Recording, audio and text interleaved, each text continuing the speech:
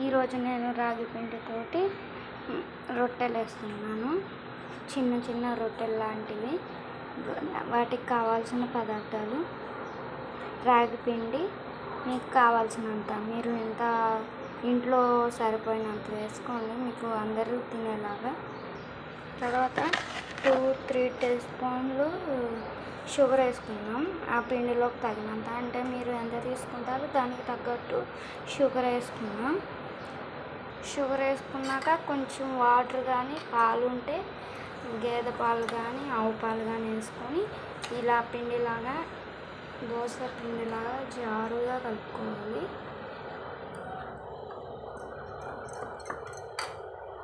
ఇట్లా కలుపుకున్నాక ఒక పెనం పెట్టి పొయ్యి ముట్టించేసేసి, పొయ్యి ముట్టించిన తర్వాత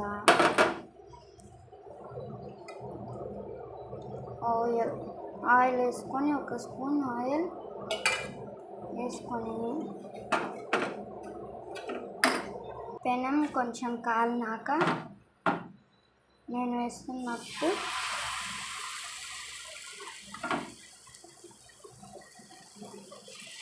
ఇట్లా ఈ సైజులో వేసేసుకోండి. చక్కగా కాలిద్ది.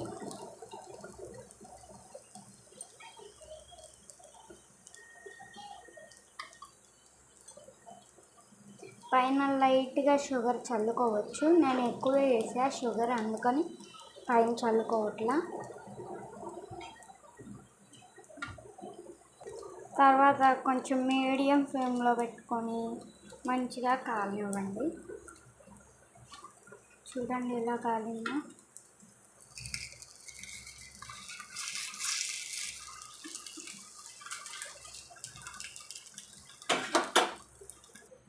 ఉల్టా చేసుకున్నాక, అదే తిరగ వేసుకున్నాక ఇలా ఉంటుంది. మంచిగా కాలింది. తిరగ వేసుకున్నాక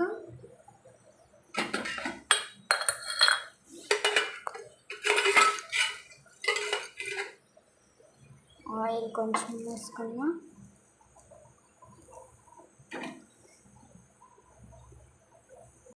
మన రాగి రొట్టె రెడీ.